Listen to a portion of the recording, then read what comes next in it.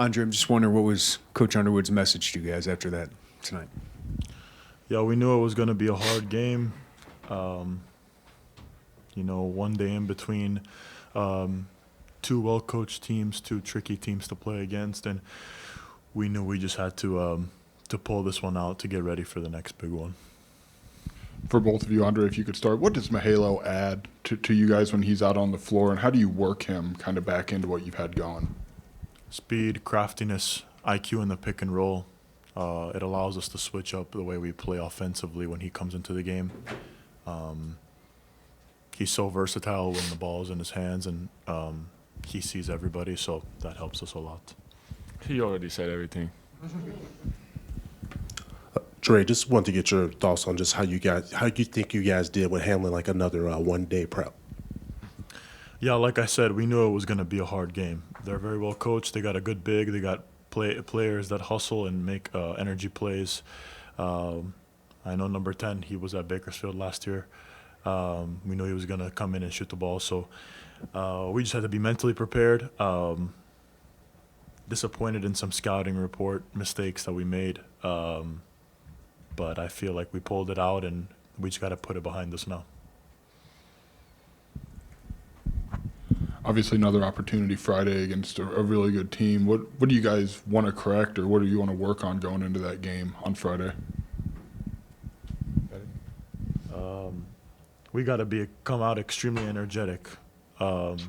He's played at MSG. I've never been to New York, so I'm very excited, and we got to come out with the energy like we need it. We're very excited.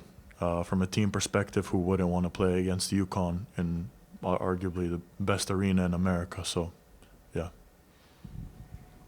Zvonimir, I'm curious, what is it like to operate in a ball screen with Mihailo? Like, how does that work for you, and what kind of advantage does he give? Maybe in those situations. Yeah, he's a willing passer. He looks for the pass first, and I feel like me and him got a great connection, and he looks to pass first. Zvonimir, what is it like to play at Madison Square Garden, and what's it like to play in a game like that? Yeah. It's amazing for real. We played there in Michigan last year. We won. It was a really good game, loud, really loud, a lot of people, huge gym. It's really special. For both of you, what did you see from your defense tonight? Coach Underwood seemed a little bit unhappy with the way you guarded tonight. Yeah, like I said, we made some very simple scouting report mistakes, but we just have to be better. Every game we have to be better defensively from now on. We know that there's not going to be any easy games moving forward. So, Andre, just how you feel Tommy's working his way back? What have you seen from him the last couple games as he builds this up? Yeah, it's been great. Having him out on the floor just makes it easier for the perimeter guys, opens up the floor. We shot the ball poorly today, and we still scored 90, was one of the things Coach said. So we're all shooters. We're going to see the ball go in. So we're confident that even Tommy, who's been out, he's going to get his rhythm back. Everyone who's been out is going to get the rhythm back. So it's just great to have him back out there, him and Mihailo. Guys, maybe this is a better question for Coach, but Mihailo seems very coachable, even for you guys and some of the other guys that have played more college basketball. I'm wondering how much you're able to help him out and make sure you're on the same page with him throughout each game or even in practices. I feel like every player in this team is, very coachable. Everybody wants to listen. Everybody wants to get better, and when you have that team, it's really hard to get better at every segment. So that's it. Zvonimir, you know your brother as well as anybody. What have you seen from him, and kind of what's, I would assume, in the long 6 weeks and his road back to playing basketball? He still got a long way to go, to get back. But he gives us, he can do everything, pass, shoot, fight down, rebound, everything. So we just need him to get back at 100%, and we're gonna be great. Andre, it seemed like definitely heard Coach Underwood, yelling for people to cut in the first half, but the second half, did you feel like you guys maybe put pressure on the rim in different ways, maybe better than you did in the first half? Yeah, just some spacing adjustments, knowing when to cut properly at the right time, having a guy in the dunker, rotating properly when someone's cutting baseline or middle, just stuff that we work on every day that we had to fix up and tidy up for the second half. On defense, or it seemed like on defense, you were heard, your voice was heard tonight a lot. Is that something that is natural for you, is to call stuff out and be vocal, or is that something as you grow confidence that you've done more? It wasn't natural till Coach Cam was really on me, to start being vocal to help my teammates out. And I was working on that the whole summer, and now it is what it is. Thank you all. Have a good night. Well, that's a good basketball team we played, and my hat's off to their coach and their players, and I spent a few years in the Southland, and that's going to be a team that's going to be very, very competitive, top to bottom in that league. So he's got them playing really hard, and I thought they played harder than we did tonight, with a little more focus. But found a way. Tonight we didn't shoot the ball very well. Tonight we weren't very sharp. I think one of the challenges that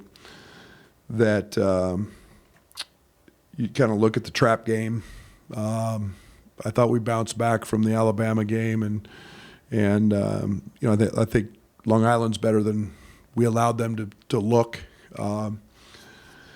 But tonight we escaped and did some nice things. Still didn't shoot the ball very well, and close to 90, and yet I thought we were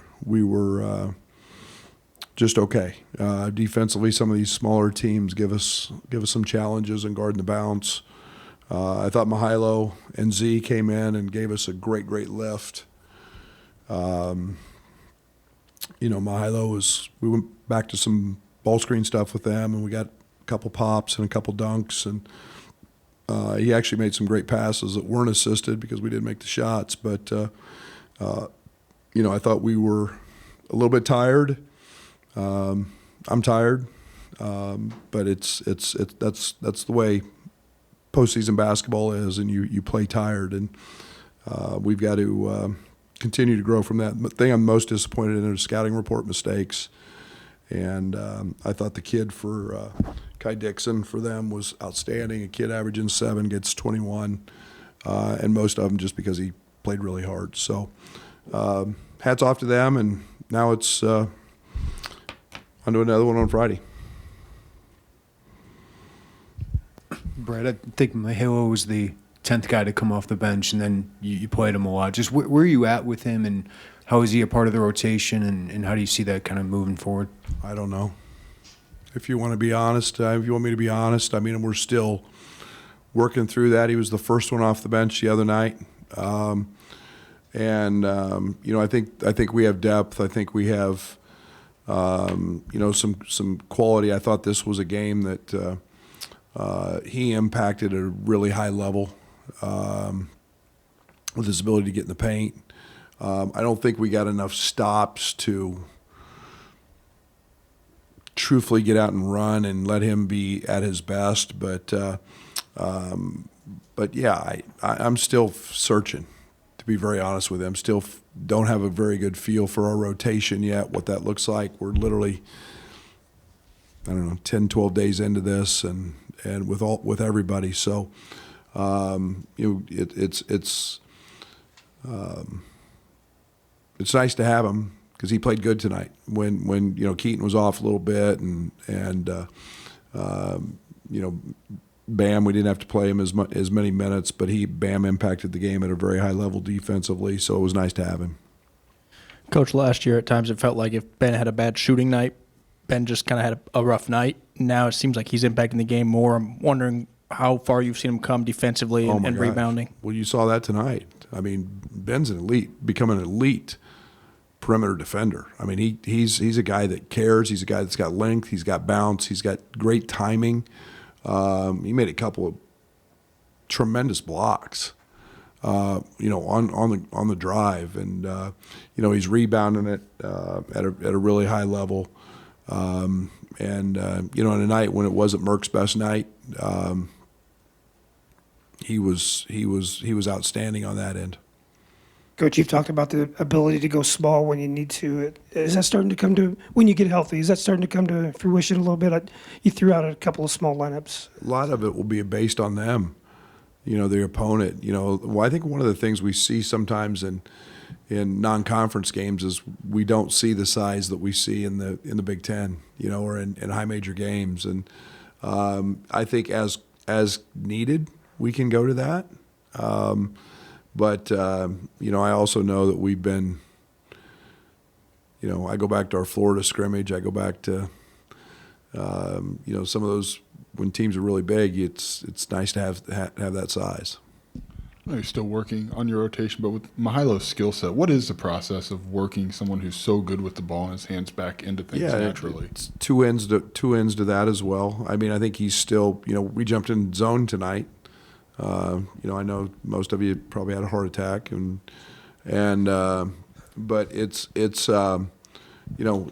the communication thing with him is still growing. He was not in zone; he was in man. He went with a cutter, and we're still working through some of those things, and that comes with just practice and timing. He practices a lot with Z. We got to get him with some of the other guys as well in the second unit, as we continue to, develop that. But, he's got a great skill set offensively, made some great passes, and, his speed gives us, where we just blew by people, got downhill. Yes, you've had other guards that can operate in ball screens pretty well, but what does Mihailo do differently, or just because he seems very comfortable in those actions? Yeah, he's grown up in them, and he's not maybe quite the playmaker that Kasparis was, and that's an elite level. Obviously, got a first-round pick. Part of that's just size, but his understanding of them is very good. And then he's probably a better finisher than KJ. In terms of at the rim and his pull-up. He missed a little floater that he normally makes late, but he's a guy that just has a real knack for it, and then he can make every pass. He sees things that a lot of people don't, and that's the advantage for him, is just his pure understanding of the game. Some of the hiccups defensively, was it more an effort thing or communication, or just a combination of everything? Both, all of it. I mean, we talked about a certain screen that they run and how we were going to handle it, and we were 0 for 3 on it. And handling it. That's just scouting report. Part of it's matchup. It's we've got to get better. We were really flat. They're just their little dribble handoffs to start the game. We worked on them all day yesterday, and we're fine. And as soon as the game started today, we were 3 steps behind. First play of the game. They've got wraparound layups, and just not very good at them. Just flat. Maybe not the best night to talk about defensive execution, but it seemed like with Z, he was heard at least tonight on defense. I mean, and being vocal, and he said tonight that wasn't natural to him before he got here. I was curious how you go about getting that out of somebody when it's not natural and they've played a lot of basketball.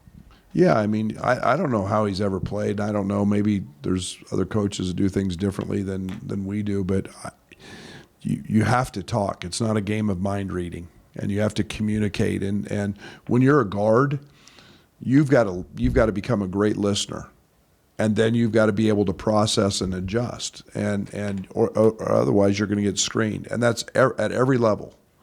And as a guy who's guarding a screener, you have to communicate that. So I don't know how that's worked before, but it's something we demand. We have a saying, quiet teams lose, and you have to communicate. And it's one of the things that we've probably said 1 million times already in practice. Brad, after defensive issues, what kind of ammo does that give you in practice the next couple of days? A lot. I mean, we're getting ready to face one of the best teams in the country, who's going to run great offense. And, they're completely different than than this team. But it's more the fundamental things, and the one thing I'm not going to stand for is not playing hard enough. And I was disappointed in Merck today. He played like he practiced yesterday, and which was not very good. And he's when he had his 20 and 20 game, he was phenomenal in practice. We couldn't guard him, and he was energetic and can't happen. Can't happen. And that's where maturity's got to step in, and he's got to handle that. Since you brought up zone, what was your process of getting comfortable using that as a curveball? Just we know it's not something you've done a lot, and what do you like about what it adds to you? Well, I think especially when we're effective offensively and size is impacting us on that end, sometimes you play smaller, it's pretty effective. I thought we did some good things, and I think we had 3 or 4 stops in a row, and then they got to hit a 3, but you're going to give something up in that. But the one thing with zone is just recognition of where shooters are, and we got to continue to grow in that area. And to be honest, we haven't spent as much time on it as we have, but it was a good opportunity to use it and see what it looked like. You mentioned Halo and Z work together a lot. Did they just gravitate to each other, or do you see? I mean, did they put an extra after practice? No, I think a lot of it's just in the course of practice, Scott. I think we play first team, second team a lot, and those we've been slid Tommy in there, and those guys have spent a good amount of time together, and so there's a nice connection, nice rhythm, and not that he doesn't have it with other guys, but it's those two seem to have a pretty good little connection. I believe you guys were 19 for 22 from the free throw line tonight. How many free throws did you have them shooting the last 5 days of practice? You know what? I went just the other way. I left it alone. Sometimes it can become another mental thing that, I made my point after the Alabama game. It's why we lost that game. Was I didn't feel like Alabama beat us. They won. But I thought that if we make free throws, we win that game. And made enough of an issue about it. And so, these guys have a tremendous amount of want to and care. So they shot him, but we literally didn't spend a ton of time on him. We shot a few at the end of practice and did a little conditioning with it, but nothing over the top. Looks like UT Rio Grande played very physical tonight. What did you think about your team's response to some of that physicality? Yeah, I thought they outplayed us in that area. And that hadn't happened all year. My hat's off. They're well coached. That team, their coach is terrific, and I watched enough film to know in Baylor, Boise, the Missouri State games. I mean, this team's going to compete, and he's got him competing at a really high level. When Mahalo was on the bench, he had the whatever therapy device on his leg. Is that just precautionary, just keep the hamstring warm, or how is he feeling? I would think so. I don't know. I haven't asked. I don't really care. I just want to make sure he's good. But he's hasn't had any complaints or any issues with it. I know it's still maintenance every day after practice to keep it, I guess, progressing. And so, I know when you're in and out, you want to keep it loose. You talked about working through the communication with him. What's that been like for you guys, and how much do your players help you there? A lot. And I think the one thing we've got to do is, it's where Andre is the same way, just in Andre's fine with the language. It's just the mispractice, and that's where you communicate so many things in practice when you've got, when things are live and they're moving fast and there's a lot going on. And, his instincts about the game, Mihail's, are terrific. But sometimes it's I got to get him over to me more during the game when there's a dead ball and make sure that we're communicating and we huddle a good amount and that's something that's a little different for him as well. They don't over there like that. So getting guys in the huddle, there was a timeout, our team was screaming at him to get in the huddle. Those are little things that can and will help him. Maybe getting ahead of myself a little bit, but I think 5 straight games, I think now, opponents that are in the top 40, Ken Palm, schedule gets a lot tougher. How do you feel about the team heading into this stretch? Yeah, I think that's why we've done this. We've seen Florida, we've seen Tech, we've seen Alabama. All of them very, very different to get ready for this stretch. And then we've had an opportunity to kind of try to stack some positives with developing a bench and a rotation and getting guys going. And I think we've done that with Dre. I think Tommy's gotten himself back into a place where he's functioning at a conditioning level. I think that's good, but we're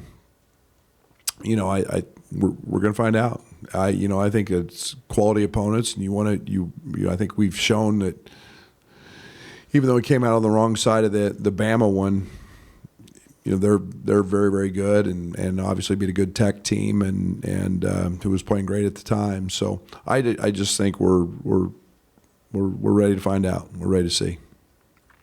All right. Thank you.